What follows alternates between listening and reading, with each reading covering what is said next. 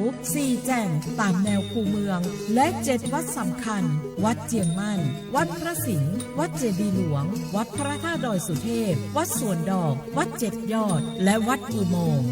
ช่วยกันดูแลให้สะอาดงดงามคงคุณค่าสถาปัตยกรรมดั้งเดิมเพื่อต้อนรับการตรวจครั้งสำคัญนี้ร่วมกันร่วมสนับสนุนเจียงใหม่สู่เมืองมรดกโลกต่างวัฒนธรรมโดยสวท.เจียงใหม่สำนักงานประชาสัมพันธ์ที่3กรมประชาสัมพันธ์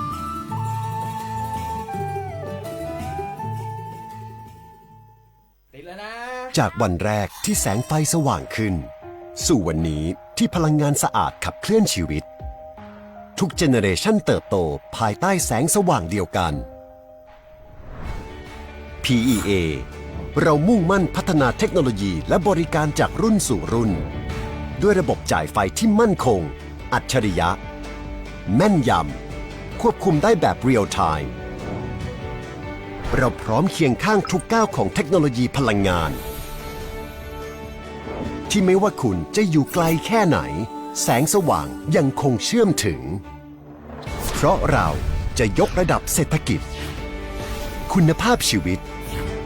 และสังคมไทยให้เติบโตขึ้นอย่างยั่งยืนก้าวเข้าสู่ 65 ปี PEA พลังแห่งอนาคตเคียงข้างทุกเจเนเรชัน Smart Energy for Better Life and Sustainability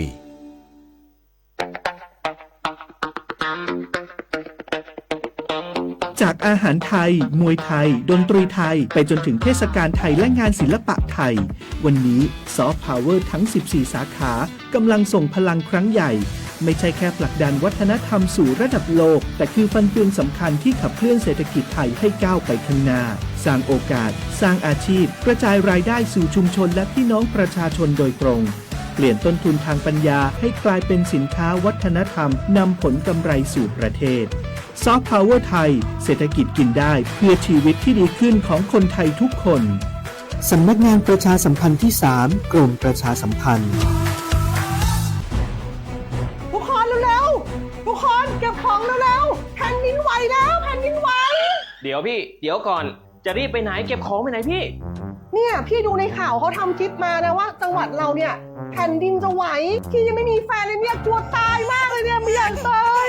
เอ้าพี่ไปฟังข่าวปลอมมาอีกแล้วเหรอทำไมพี่ไม่ไปดูข้อมูลแผ่นดินไหวที่แอป Earthquake หรือว่า Thai Disaster Alert อ่ะเขาบอกข้อมูลหมดเลยว่าสถานการณ์แบบไหนระดับไหนต้องทำตัวยังไงบ้างอีกอย่างถ้ามือถือพี่ไม่มีเน็ตเนี่ยเขาจะมีเซลล์บอร์ดแคสส่งข้อความแจ้งเตือนมาที่โทรศัพท์พี่โดยตรงเลยพร้อมข้อปฏิบัติด้วยเหลือแค่พี่ปฏิบัติตามนั่นแหละก็ใจเย็นๆลงละขอบคุณมากนะน้องโอเครู้ทันสาธารณภัยห่างไกลความเสียหายด้วยความปรารถนาดีจากสำนักงานประชาสัมพันธ์ที่3กรมประชาสัมพันธ์ช่วงนี้ได้ยินคนบ่นกันเยอะเลยนะเรื่องความไม่โปร่งใสเนี่ยใช่แต่รู้ไหมล่ะว่าจริงๆแล้วพวกเราช่วยกันได้นะทำยังไงหรอเดี๋ยวนี้มีช่องทางร้องเรียนที่เข้าถึงง่ายแจ้งเบาะแสได้สะดวกมากอย่างสายด่วนปปช1205อ๋อแบบนี้ทุกคนก็มีส่วนทำให้บ้านเราดีขึ้นได้จริงๆแน่นอนการต่อต้านทุจริตจะสำเร็จได้ก็เพราะคนอย่างเราร่วมมือกันสำนักงานประชาสัมพันธ์ที่3กรมประชาสัมพันธ์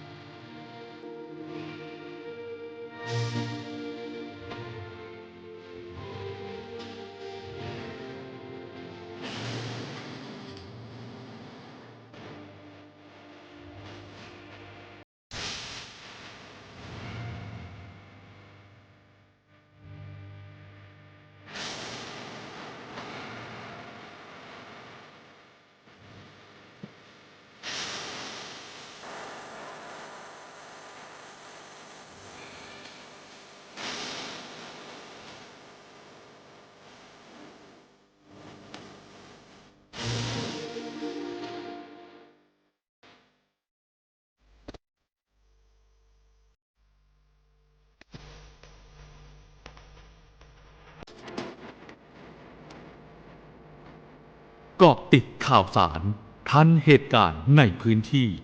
ด้วยข้อมูลที่เป็นกลางกับทีมข่าว สวท.เชียงใหม่ ติดตามได้ในมองเชียงใหม่ ทางสถานีวิทยุกระจายเสียงแห่งประเทศไทย จังหวัดเชียงใหม่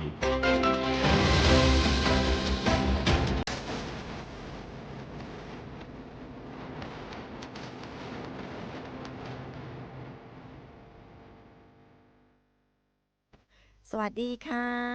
ต้อนรับคุณผู้ฟังเข้าสู่รายการมองเชียงใหม่ เพราะเชียงใหม่มีเรื่องให้มองมากกว่าที่คิด ร่วมจับประเด็นร้อนฟังเรื่องราวใกล้ตัวกับพวกเราทีมข่าวสวท.เชียงใหม่ค่ะเราจะเจอกันแบบนี้เป็นประจำในทุกวันจันทร์ยาวไปจนถึงวันศุกร์เลยค่ะคุณผู้ฟังหลังเคารพธงชาติแบบนี้เจอกับหนึ่งหนุ่มหนึ่งสาวของทีมข่าวสวท.เชียงใหม่ค่ะนำเรื่องราวข่าวสารที่เกิดขึ้นในพื้นที่ของจังหวัดเชียงใหม่นำมาเล่าสู่กันฟังในรายการทักทายคุณผู้ฟังที่ติดตามพวกเราผ่านทางคลื่น FM 93.25 MHz แห่งนี้นะคะแล้วก็คลื่น 98 MHz ของสวท.เชียงใหม่กรมประชาสัมพันธ์กันด้วยและคุณผู้ฟังที่ติดตามพวกเราผ่านทางแฟนเพจ Facebook สวท.เชียงใหม่ PRD ค่ะคุณผู้ฟังต้องบอกว่าเราเจอกันในหลากหลายช่องทางแล้วยังคงมีหลากหลายข่าวสารมาฝากกันด้วยวันนี้เราเจอกันในวันพุธค่ะกลางเดือนด้วยกลางสัปดาห์ด้วย15เดือนกรกฎาคมพุทธศักราช2569เจอกันหนึ่งหนุ่มหนึ่งสาวสวท.เชียงใหม่ไฟข่าวดิฉันพี่มนต์กันเดชะชัยค่ะผมคมสันต์ครับวงครับ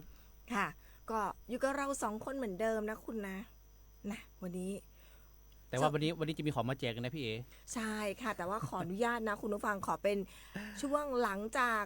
เราเล่าข่าวสารเอาเป็นหลังจากข่าวสารจากคปภ.แล้วกันนะฮะหลังจากเสร็จข่าวสารจากคปภ.จะเปิดสายรับจะเปิดสายรับวันนี้จะแจกกี่ท่านฮะวันนี้จะแจกสักประมาณ5ท่าน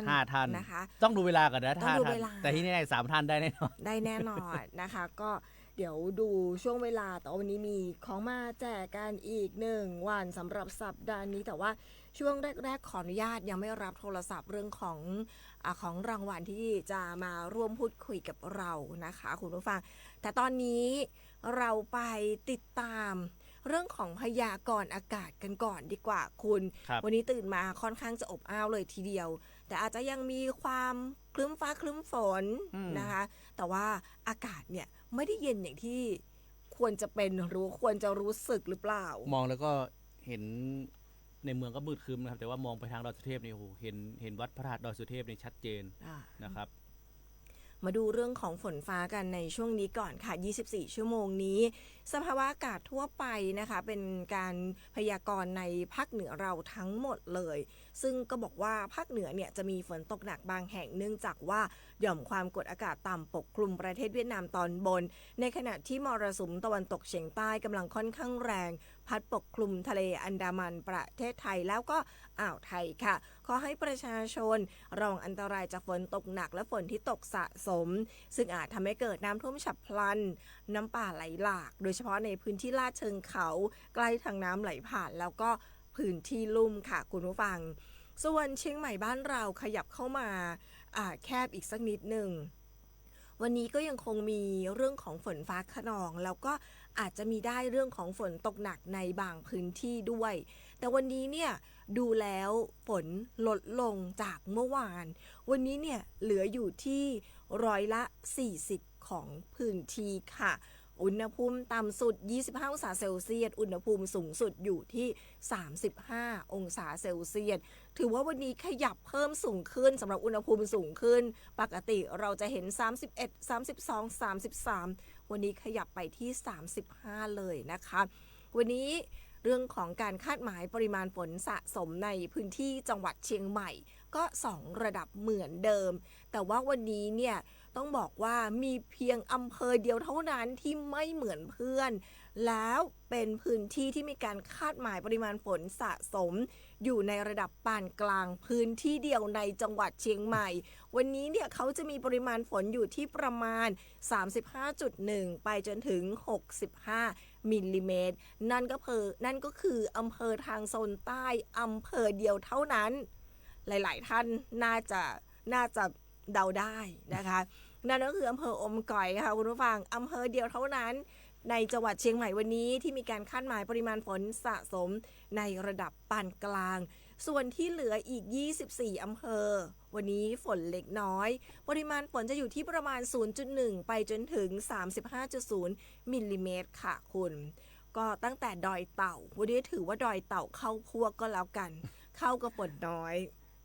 นะคะมีดอยเต่ามีฮอดมีจอมทองมีแม่แจ่มมีกัลยาณิวัฒนามีอำเภอเสมิงมีแม่วางดอยหล่อสันปะตองสันกำแพงสารพีหางดงอำเภอเมืองเชียงใหม่สันทรายแม่ริมแม่อ่อนดอยสะเก็ดแม่แตงเชียงดาวเวียงแหงพร้าวชัยปราการฝางและอำเภอแม่อ่ายค่ะคุณ25อำเภอก็ฝนเล็กน้อยไป24นะฮะเหลืออำเภอเดียววันนี้จะบอกว่าป๊อกหนึ่งก็ไม่ได้เพราะว่ามีอำเภอเดียวโดดเลยคนตลอดทั้งสัปดาห์นะครับมีฝนทุกวันเลยนะครับมีฝนทุกวันเลยแต่ว่าน่าจะมีแค่วันนี้นะที่ฝนจะน้อยนะครับหลังจากนั้นวันอาทิตย์นะครับตั้งแต่วันอาทิตย์เป็นต้นไปนะครับ19นะครับช่วงค่อนจะเป็นปลายเดือนนะฮะฝนจะเพิ่มขึ้นเป็น160ของพื้นที่นะครับแล้วก็พอถึงวันอังคารก็เพิ่มขึ้นเป็น170นะวันที่21วันอังคารนะครับแต่ช่วงนี้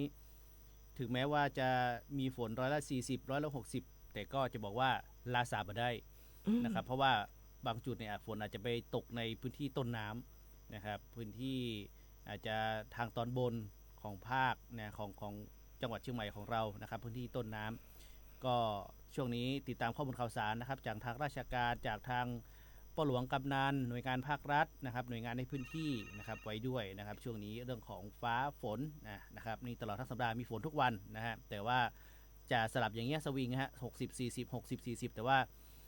วันอาทิตย์วันจันทร์และวันอังคารที่จะถึงนี้นะครับฝนเพิ่มขึ้นนะครับก็ถือว่าฝนเพิ่มขึ้นนะคะสำหรับในช่วงนี้ยังไม่เขาเรียกอะไรขาดช่วงเนาะคุณใช่ครับยังไม่ทิ้งช่วงถือว่ายังไม่ทิ้งช่วงนะภาคเหนือของเราก็ถือว่ายังได้รับอิทธิพลจากเรื่องของร่องมรสุมอยู่นะครับใช่ค่ะแต่ก็อย่าลาสานะคุณผู้ฟังสำหรับพี่น้องเกษตรกรต้องบอกเลยว่าอย่าลาสาโดยเด็ดขาดเพราะว่าอย่างที่ศูนย์อุตุนิยมวิทยาภาคเหนือได้เคยแจ้งไว้ว่าในส่วนของบ้านเราอย่าว่าแต่เฉพาะภาคเหนือเลยประเทศไทยทั้งประเทศก็คือตอนนี้เนี่ยเข้าสู่สภาวะเอลนิโญนะคะก็จะมีเรื่องของแล้งด้วยท่วมด้วยน้ำหลากน้ำท่วมน้ำแล้งจะมาแบบพร้อมกันที่แจ้งเตือนเนื่องจากว่าพี่น้องเกษตรกรในช่วงนี้อาจจะมองว่าน้ำเยอะอยากให้เริ่มเก็บน้ำสำหรับพื้นที่ที่อาจจะอยู่นอกเขตชลประทานใช่คุณก็คืออาจจะต้องมีการขุดบ่อหรืออาจจะต้องเริ่มปรับเพราะว่าดิฉันมองว่าเรื่องของสภาพอากาศคุณก็จะเป็นแบบนี้แหละเพราะฉะนั้นเนี่ยเราอาจจะต้องไปใช้เรื่องของโคกหนองนาโมเดลหรือเปล่านะคะเรื่องของเขาก็ยังมีงบประมาณสนับสนุนสำหรับท่านใดที่อาจจะติดขัดเรื่องงบประมาณ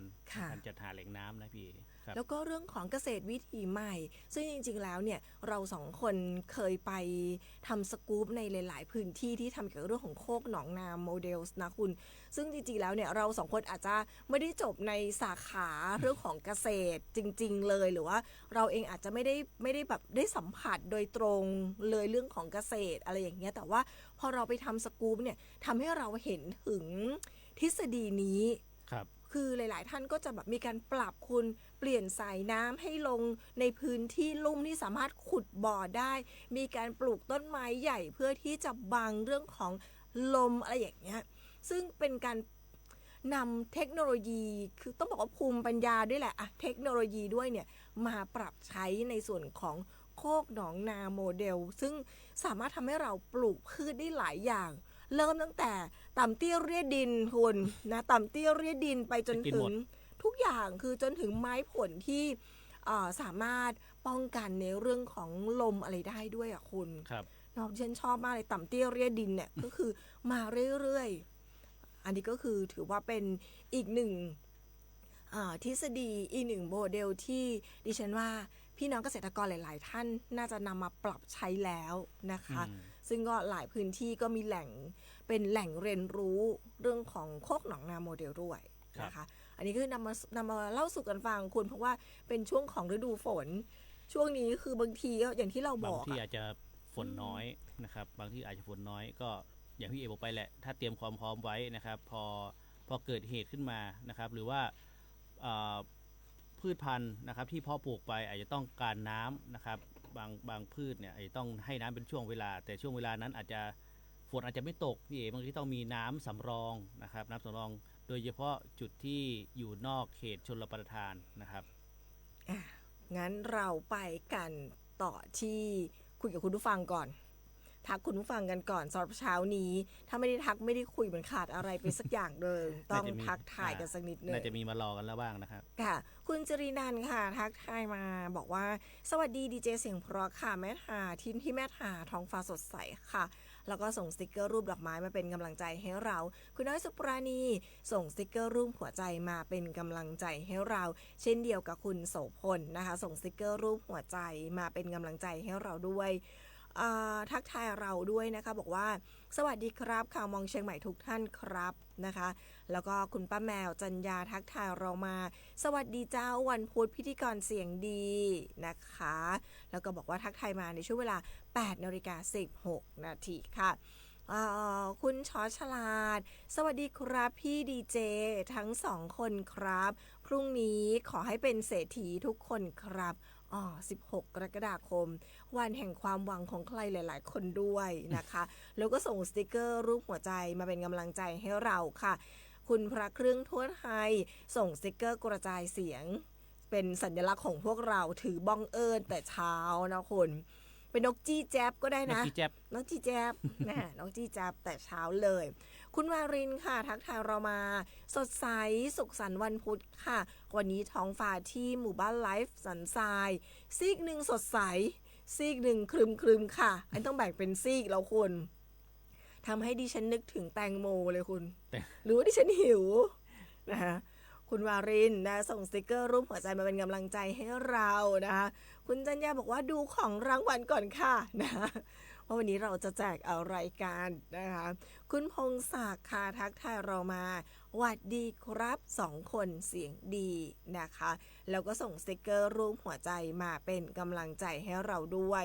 คุณสมชายค่ะทักทายเรามา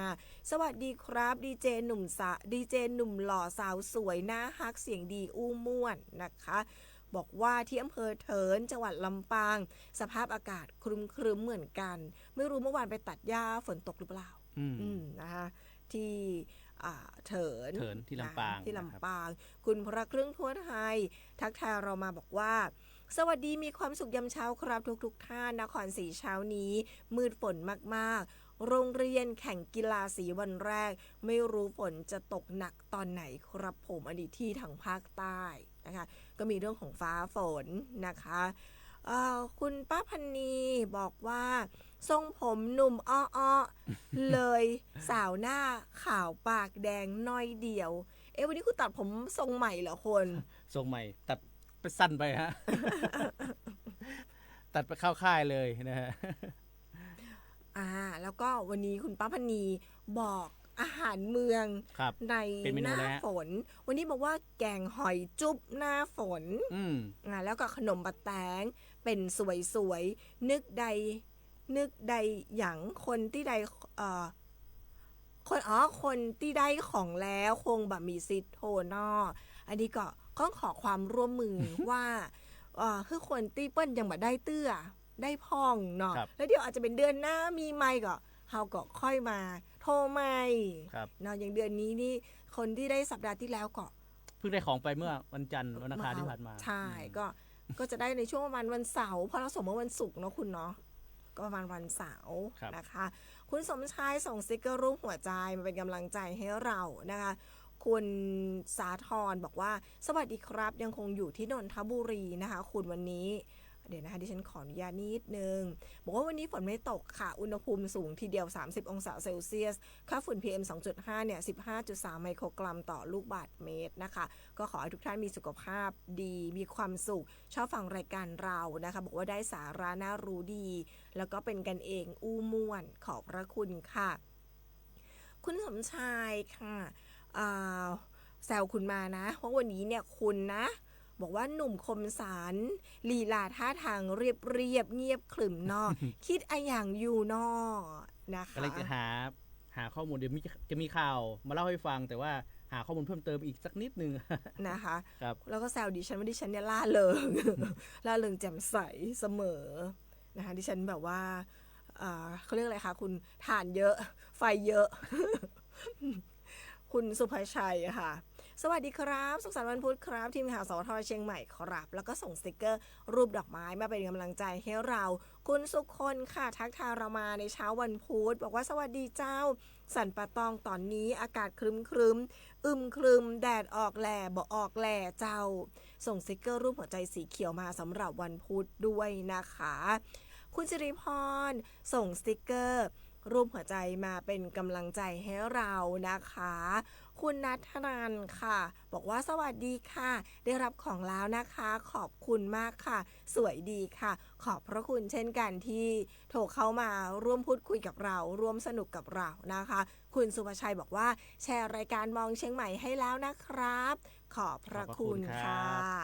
ก็ทักทายคุณผู้ฟังก่อนในคุณละไมค่ะบอกว่าสวัสดียามงายเจ้ายายฟังอยู่เนอะเจ้าวันนี้เมนูเจียวผักป่างเจ้าโอ้ยคุณยายละไมแต่บอกว่าน้องเอกกินมา2 วันติดเลยนะเจียวผักป่าง เพราะว่าวันก่อนคุณคมสารแกงเจียวผักป่างให้กินนะเมื่อวันจันทร์แต่ว่าปิ๊กบ้านไป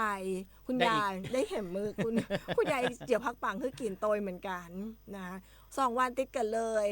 นะเจ้าสมมติถ้าจะบอกว่าพูดถึงเจียวพักปังก็คือแต่ว่าเขาไปเหมาจินส้มมาจากสันกำแพง บิ๊กบ้านไปคุณยายเนี่ยเจียวพักปังให้กินแฮมวันก็เป็นเมนูที่สารตั้งต้นนะมีจินส้มละสารตั้งต้นละเหลือแค่หาพักปังคือคุณยายฮู้ไงว่ามีจินส้มพักปังรอแล้วหามารอไว้ก่อนมันเจียวเอาทีหลังนะคะคุณต่ายบอกว่าสวัสดีเจ้าวันนี้มาสายทักทายเจ้านี้จะแดดก็บ่แดดจะบดก็บ่บดวันนี้หลายๆท่านจะบอกว่าแดดก็บ่แดดแพร่แรกก็บ่แพร่แรกจะเยี่ยจะใดดีสำหรับเจ้านี้นะคะถ้าใครคุณฟังในช่วงแรกของรายการก่อนช่วงนี้ไปติดตามในช่วงของสิ่งดีๆจาก PEA กันก่อนค่ะคุณผู้ฟังช่วงสิ่งดีๆจาก PEA สำหรับสิ่งดีๆจาก PA วันนี้นะครับ PA มาแจ้งเตือนครับให้ระวังมิจฉาชีพแอบอ้างเป็นพนักงานการไฟฟ้าส่วนภูมิภาคหรือ PEA นะครับซึ่งช่วงนี้นะครับมิจฉาชีพแอบอ้างเป็นพนักงานของการไฟฟ้าส่วนภูมิภาคติดต่อให้ผู้ใช้ไฟผ่านโทรศัพท์ข้อความหรือแอปพลิเคชันต่างๆนะครับโดยอ้างให้โอนเงินล่วงหน้าเพื่อยกเลิกการตัดกระแสไฟฟ้าหรือดำเนินการเกี่ยวกับค่าไฟฟ้าโดยเป็นข้อมูลที่ไม่เป็นความจริงนะครับซึ่งทางด้าน PA ไม่มีนโยบายให้โอนเงินล่วงหน้าเพื่อดำเนินการเกี่ยวกับธุรกรรมเกี่ยวกับค่าไฟฟ้าหรือว่าการเงินเกี่ยวกับ PEA เด็ดขาดนะครับโปรดระวังและจดจำไว้เสมอว่า PEA ไม่ส่งลิงก์ให้กรอกข้อมูลส่วนบุคคลหรือข้อมูลทางด้านการเงิน PA ไม่ขอรหัส OTP หรือข้อมูลบัตรประชาชนผ่านโทรศัพท์หรือช่องทางออนไลน์และสุดท้ายครับหากได้รับการติดต่อในลักษณะดังกล่าวอย่าหลงเชื่ออย่าโอนเงินและอย่ากดลิงก์หากไม่แน่ใจสามารถสอบถามข้อมูลเพิ่มเติมได้ที่สำนักงานการไฟฟ้าส่วนภูมิภาคในพื้นที่ของท่านหรือโทรได้ที่1129 PA Contact Center ได้ตลอด24 ชั่วโมงครับ ค่ะอันนี้ก็เป็นข่าวสารดีๆในช่วงของสิ่งดีๆจาก PEA เรามาระวังกันด้วยในเรื่องของพี่มิตร มิจฉาชีพครับ ใช่ค่ะไม่เป็นมิตรกับเรา ไม่เป็นมิตรกับใครเลยนะคะเรามาระวังกันด้วย แล้วก็เรื่องของโครงการภาครัฐเรามาระวังด้วยดูช่วงนี้ก็จะมีโครงการเยียวยาต่างๆของภาครัฐออกมานะคุณเรามาระวังกันด้วยที่สำคัญคุณวันนี้วันที่เท่าไหร่แล้วนะ15 กรกฎาคมเดี๋ยว17 กรกฎาคมก็จะมีประกาศสำหรับผู้ที่ยังสามารถใช้สิทธิ์ในเรื่องของบัตรสวัสดิการแห่งรัฐเขาจะมีการเขาเรียกไงประกาศผลเนาะ ใช่ค่ะตั้งแต่6 โมงเช้าเป็นต้นไปนะครับตั้งแต่6 โมงเช้าของวันที่17ใช่ค่ะแล้วก็17 กรกฎาคม 2569 ก็จะเริ่มอุทธรณ์สำหรับผู้ที่อาจจะไม่ผ่านใช่ค่ะไม่ผ่านสิทธิ์ไม่ได้รับสิทธิ์ก็สามารถที่จะอุทธรณ์ได้แต่จะอุทธรณ์ได้ก็ต่อเมื่อข้อมูลลงทะเบียนเรียบร้อยแล้วอย่างที่เราได้บอกไปใช่ค่ะการลงทะเบียนเรียบร้อยข้อมูลถูกต้องครบถ้วนนั่นคือสามารถอุทธรณ์ได้แต่ถ้าข้อมูลตั้งแต่เริ่มต้นคือสารตั้งต้นอย่างที่คุณบอกถ้าจิ้นเป็นจิ้นส้มเป็นสารตั้งต้นอันนี้ก็ข้อมูลเป็นสารตั้งต้น ถ้าสารตั้งต้นแบบครบถ้วนแบบเรียบร้อยก็สามารถที่จะอุทธรณ์ได้นะคะก็17ก็คือวันศุกร์ที่จะถึงนี้แล้วก็วันศุกร์บ้านเราก็จะมีกิจกรรมที่เราได้สัมภาษณ์คุณหมอไปนะคะเรื่องของการแถลงข่าวเนาะเขตสุขภาพที่1บ่าย 3 โมงเย็นจนถึงประมาณ1 ทุ่มก็จะมีเรื่องของการตรวจสุขภาพเบื้องต้นคุณเจาะเลือดตรวจความดันเบาหวานก็ตรวจได้นะนะคะแล้วก็มีเรื่องสำคัญอีกหนึ่งเรื่องคือจะมีการเขาเรียกอะไรประชาสัมพันธ์นะให้ข้อมูลข่าวสารให้ความรู้เกี่ยวกับเรื่องของโรคลมแดดหรือว่าสโตรกด้วยหลายๆโรคมีประชาสัมพันธ์เรื่องของแสงน้ำใจไทยทั้งชาติด้วยเดินวิ่งปั่นครับแล้วก็มีคุณหมอไม่ผู้เชี่ยวชาญด้านบุคลากรทางการแพทย์ให้คำแนะนำสำหรับท่านใดที่อาจจะมีโรคประจำตัวนะครับหรือว่าอาจจะเพิ่งไปตรวจสุขภาพครั้งแรกในงานนี้ครับก็จะมีคุณหมอมาตรวจประเมินเบื้องต้นให้มีข้อแนะนำให้รวมไปถึงมีเมนูสุขภาพพี่เอ๋จาก8 จังหวัดภาคเหนือตอนบนอันนี้น่าสนใจอาจจะเป็นเมนูที่ดูแลสุขภาพแล้วก็อาจจะเป็นเมนูที่เราอาจจะไม่เคยรู้มาก่อนของ8 จังหวัดภาคเหนือเลยนะที่รวมไปงานนี้นะครับอันนี้น่าสนใจเพราะว่าเป็นช่วงเวลาที่ฉันเริ่มหิวพอดีนะเขาเริ่มงานกันช่วงบ่าย 3เป็นช่วงเวลาที่ฉันเริ่มหิวพอดีนี่ก็เป็นอีกหนึ่งกิจกรรมที่จะเกิดขึ้นในช่วงของสัปดาห์นี้ด้วยนะคะงั้นช่วงนี้ไปติดตามกันต่อกับเรื่องของ3 นาทีกับอัยการแผ่นดินกันค่ะวันนี้เนี่ยจะเป็นเรื่องของการคุกคามทางเพศคุณอันนี้ก็เรามาระวังด้วยเหมือนกันเนาะไปฟังกันค่ะ3 นาทีกับอัยการแผ่นดิน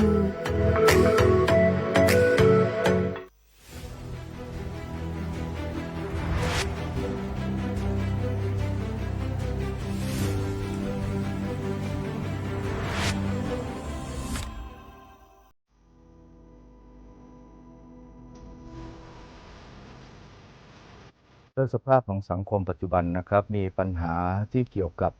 ความผิดที่เกี่ยวกับเพศนั้นมีลักษณะในหลายรูปแบบและนอกจากนี้นะครับยังมีกับทุกเพศทุกวัยและกระทำความรุนแรงขึ้นเรื่อยๆนะครับไม่ว่าทางด้านร่างกายหรือจิตใจของผู้ที่ถูกกระท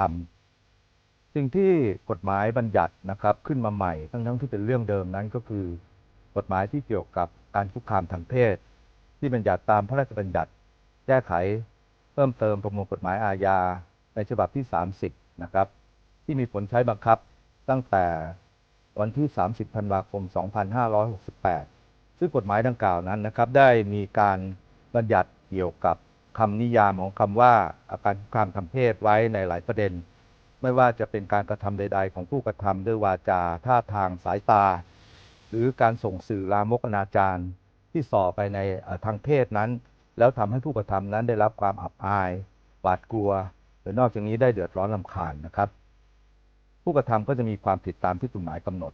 การคุกคามนั้นมีในหลายรูปแบบไม่ว่าด้วยวาจานะครับการพูดต่างๆที่สื่อไปในทางเพศนะครับหรือแม้แต่กรณีกิริยาสายตาตลอดจนสายตาที่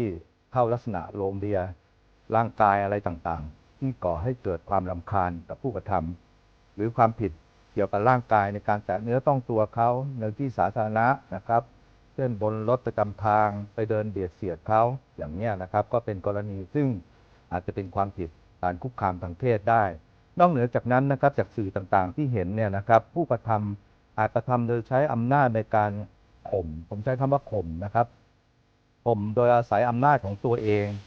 ไม่ว่าจะเป็นนายจ้างลูกจ้างหรือผู้บังคับบัญชากับผู้ใต้บังคับบัญชา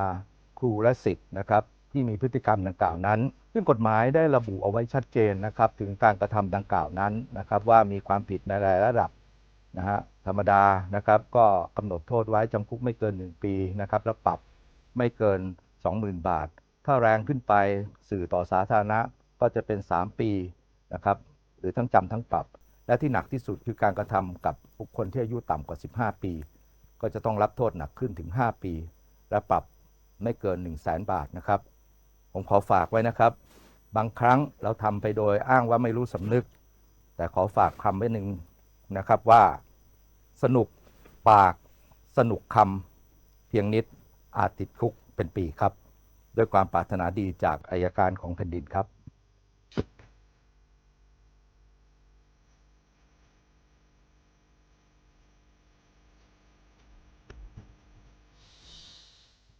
ต้องบอกว่าท่านอัยการ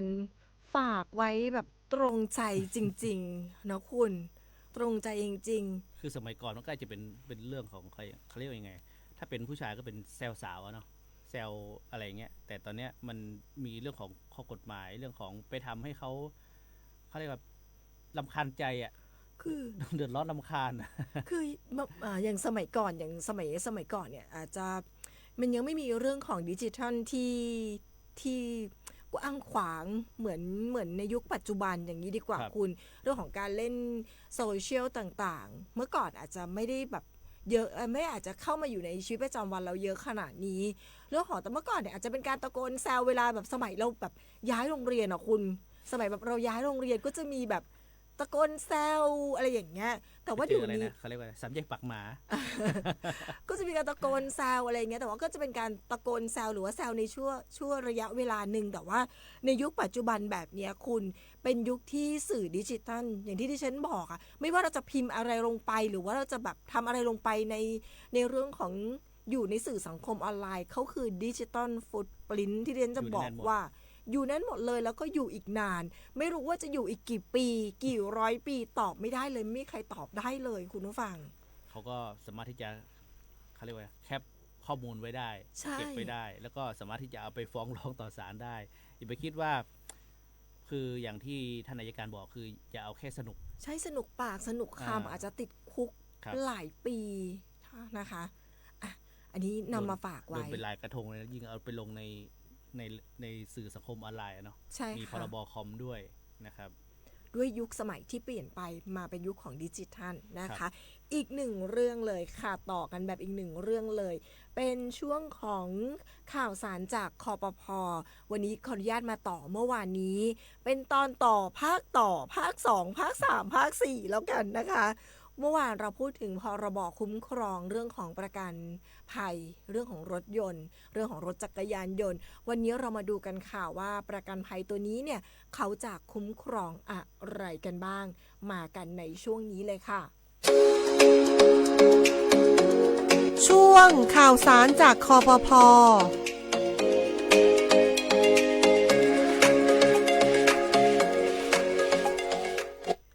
ข่าวสารจากคปภ.วันนี้อย่างที่บอกกันไว้นะคะว่าเมื่อวานนี้เนี่ยเราคุยกันเรื่องของพรบ.เราพูดกันไปแล้วนะคะว่าพรบ.มีบทบาทอย่างไรพรบ.คุ้มครองอะไรบ้างนะคะสำหรับเรื่องของประกันภัยรถภาคบังคับที่เราจะต้องไปดำเนินการก่อนที่เราจะไปต่อทะเบียนหรือว่าต่อภาษีวันนี้เรามาดูกันค่ะว่าพรบ.ตัวนี้พรบ.ภาคบังคับนั้นเขาคุ้มครองอะไรกันบ้างนะคะหากรถคันที่เกิดเหตุค่ะได้จัดทำประกันภัยรถภาคบังคับหรือที่เรียกว่าพรบ.ไว้อย่างถูกต้องและก็ความคุ้มครองยังมีผลบังคับใช้ผู้ประสบภัยยังคงได้รับความคุ้มครองตามที่กฎหมายกำหนดค่ะแม้ว่าภายหลังจะพบว่าผู้ขับขี่ไม่มีใบอนุญาตขับขี่หรือว่าเป็นเยาวชนก็ตามนะคะผู้ประสบภัยมีสิทธิ์ได้รับความคุ้มครองที่สำคัญได้แก่ เรื่องของค่าเสียหายเบื้องต้นโดยไม่ต้องรอพิสูจน์ความผิดค่ะกรณีบาดเจ็บได้รับค่ารักษาพยาบาลสูงสุดไม่เกิน 30,000 บาทต่อคนกรณีสูญเสียอวัยวะทุกพลภาพถาวรหรือว่าเสียชีวิตได้รับ 35,000 ต่อคนนะคะ 35,000 บาทต่อคนและกรณีได้รับบาดเจ็บและต่อมาเสียชีวิตได้รับรวม 65,000 บาทต่อคนอันนี้คือไม่ต้องรอพิสูจน์ความผิดเกิดอุบัติเหตุปุ๊บก็คือสามารถใช้ประกันภัยรถยนต์ประกันภัยรถภาคบังคับเนี่ยจะได้ไปดำเนินการในเรื่องของค่ารักษาพยาบาลได้เลยนะคะมาอีกหนึ่งเรื่องคือเรื่องของค่าสินไหมทดแทนค่ะตามที่กฎหมายกำหนดนะค่ารักษาพยาบาลตามความเสียหายที่แท้จริงสูงสุดเนี่ยจะไม่เกิน 80,000 บาทต่อคนค่าชดเชยรายวันสำหรับการเข้ารับการรักษาเป็นผู้ป่วยในวันละ200 บาทสูงสุดไม่เกิน20 วันกรณีที่สูญเสียมือแขนขาเท้าหรือดวงตาหนึ่งข้างได้รับค่าสินไหมทดแทนสูงสุด 250,000 บาทกรณีสูญเสียมือแขนเท้าขาหรือดวงตาทั้งสองข้างได้รับค่าสินไหมทดแทนสูงสุด 500,000 บาทกรณีทุพพลภาพอย่างถาวรได้รับค่าสินไหมทดแทนสูงสุด 300,000 บาทและกรณีเสียชีวิตหรือทุพพลภาพถาวรสิ้นเชิงนะได้รับค่าสินไหมทดแทนสูงสุด 500,000 บาทค่ะคุณอันนี้ก็คือเป็นเรื่องของการคุ้มครองของพรบประกันภัยรถยนต์ภาคบังคับอย่างที่คุณเคยบอกแล้วว่าถ้าแม้ว่ารถเราจะมีประกันภัยชั้น1ชั้น2เราก็ต้องทำพรบตัวนี้นะคุณผู้ฟังเป็นภาคบังคับนะครับใช่ค่ะที่รถทุกคันจะต้องมีไม่ว่าจะเป็นรถจักรยานยนต์รถยนต์นะครับต้องมีทุกคันถ้าไปต่อภาษีนะถ้าไม่ไปทำพรบก่อนนะครับก็ไม่สามารถที่ต่อภาษีได้นะครับพูดง่ายๆคือขั้นตอนแรกต้องครบก่อนนะตรวจสภาพสมมติถ้ารถเกิน5 ปีนะครับแล้วแต่ว่ารถเป็นรถจักรยานยนต์หรือรถยนต์เนาะถ้าอยู่ในระยะเวลาที่ต้องตรวจสุขภาพไม่ต้องตรวจสภาพนะครับก็สามารถที่จะซื้อพรบก่อนนะครับแล้วก็ไปต่อภาษีได้นะครับภาษีนี่คือต้องต่อทุกปีนะครับสุขภาพก็ต้องตรวจค่ะสุขภาพต้องตรวจด้วยสุขภาพก็ต้องตรวจด้วยนะคุณผู้ฟังไปที่คปภเขาจะดูแลให้ด้วยนะครับนี่ก็เป็นเรื่องข่าวสารดีๆจากคปภนำมาฝากกันในช่วงนี้ดิฉันจะเริ่มเปิดสายรับการรับโทรศัพท์แล้วนะคะคุณผู้ฟังจะถามก่อนจะถามเรื่องอะไร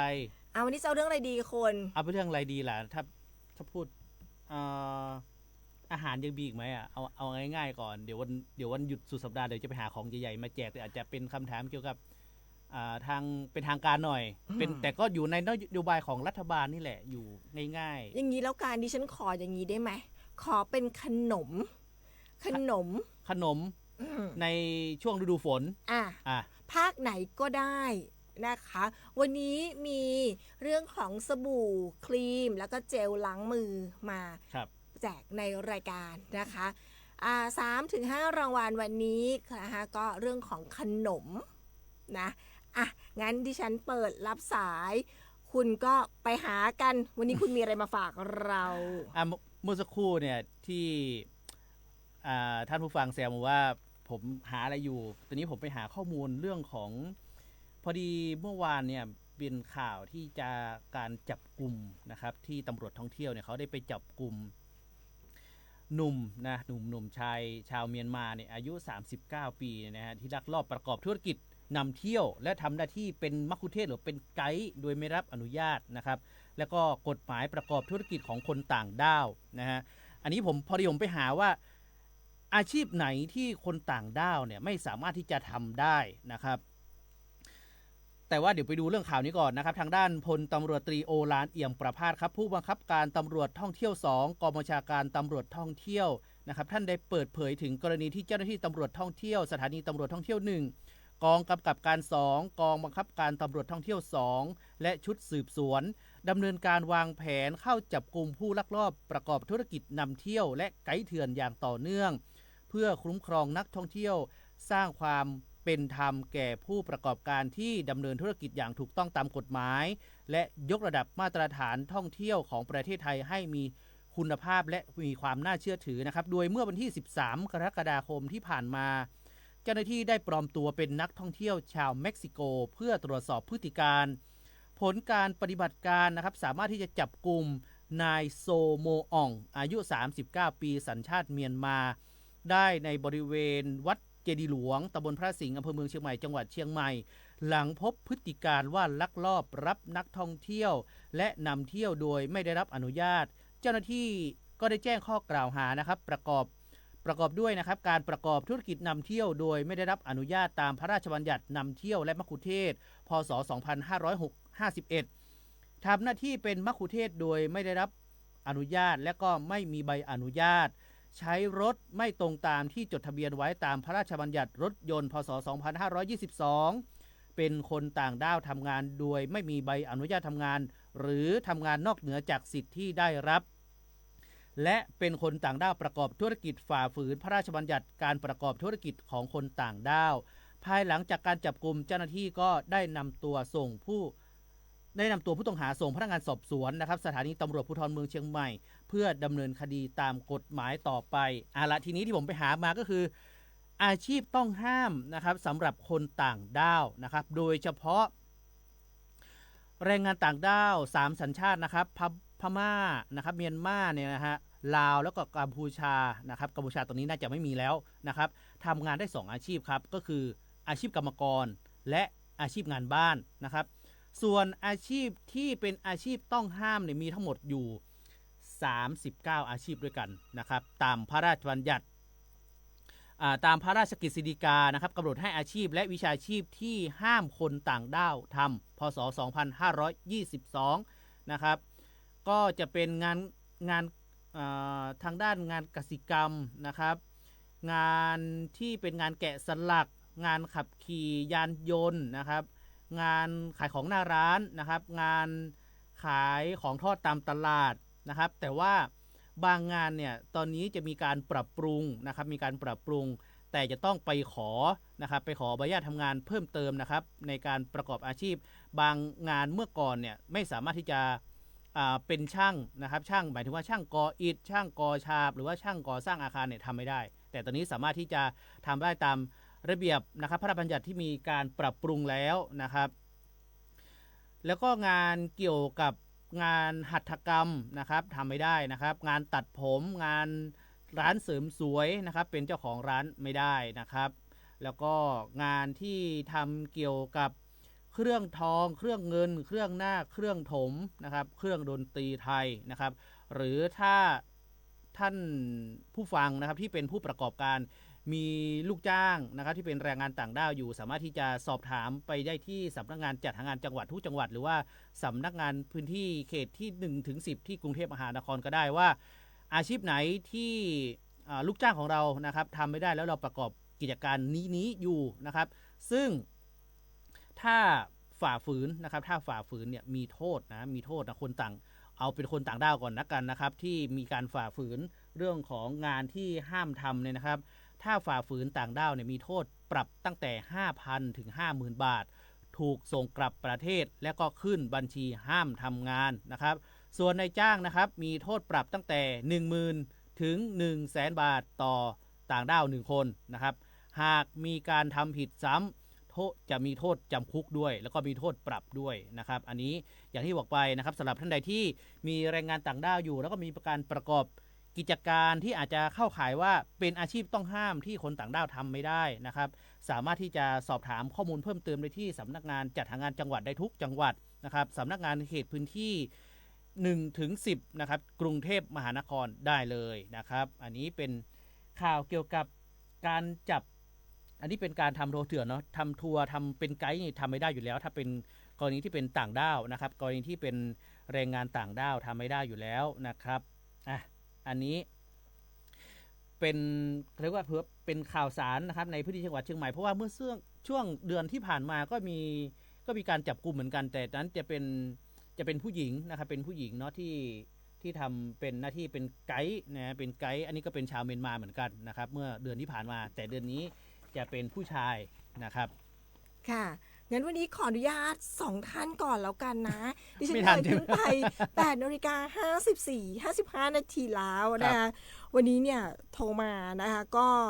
เป็นคุณสาวสันทรายบอกว่าขนมบะแตงขนมบะแตงลายคุณขนมที่เขาทำเป็นกลวยเหมือนขนมกล้วยเมื่อวานป้าพนีบอกมาแล้ว ใช่ ขนมบะแตงผมก็ต้องไปหาข้อมูลดู อันนี้เป็นขนมบะแตงลายแล้วก็เมื่อสักครู่เนี่ยก็ได้คุยกันก็บอกว่าตอนนี้เนี่ยขนมเหมือนขนมบะแตงลายเนี่ยคุณเปิ้ลแบบเอาฟักทองแล้วอย่างฟักทองเนี่ยเราจะเห็นอยู่เหมือนกันเป็นขนมฟักทองเนาะแต่ว่าใช่แต่ตอนนี้เนี่ยมีเอาทุเรียนมาทำด้วยแล้วก็ใส่ในแม่พิมพ์ที่แบบเป็นรูปดอกไม้ที่แบบสวยงามคุณแล้วก็ถ้าเรานึกอาจจะเหมือนคล้ายๆขนมอารัวขนมสัมปันนีที่จะมาเป็นแบบรูปดอกไม้แต่ว่าเป็นใช้วัตถุดิบเป็นทุเรียนนะคะก็หนึ่งท่านอีกหนึ่งท่านค่ะน้องน้ำผึ้งจริงๆแล้วเนี่ยเสียงน้องน้ำผึ้งคุณเด็กมากดิฉันนึกว่าอายุน้องสัก10กว่าน้องอายุ21แล้วแต่น้องเสียงเด็กมากนะคะน้องน้ำผึ้งบอกว่าขนมครกชาววังขนมคนรักกันของดิฉันนี่แหละขนมครกที่จะเรียกว่าขนมคนรักกันใช่คุณนะคะน้องน้ำผึ้งบอกว่าน้องได้ยินเสียงเรา2คนทุกวันเพราะว่าคุณยายฟังเรา2คนทุกวัน คุณยายบอกคุณยายโทรไม่ทันน้องขออนุญาตโทรมาคุณยายโทรไม่ทันนะคะได้ค่ะเดี๋ยวเพจส่งให้น้องดิฉันคิดว่าน้องยังเด็กแต่น้องบอกว่าน้องหัวเราะได้บอกน้อง21แล้วขอบคุณทุกเสียงทุกสายนะคะเดี๋ยวยังไงเดี๋ยวมีมาฝากกันอีกสำหรับเรื่องของรางวัลนะคะเดี๋ยวช่วงวันหยุดปลายเดือนเดี๋ยวเราจะไปหาของรางวัลมาเพิ่มนะจะมีเรื่องของกระเป๋าเรื่องของแก้วอะไรอย่างนี้เดี๋ยวช่วงปลายเดือนนะเราก็มาทักทายพูดคุยกันนะคะมีของมาแจกแน่นอนช่วงปลายเดือนแต่ว่าของใหญ่ด้วยจะบอกให้ขออนุญาตเวลาไปหานิดนึง ทักทายคุณผู้ฟังในช่วงท้ายของรายการสักนิดนึง 8:57 นาทีในช่วงนี้นะคะ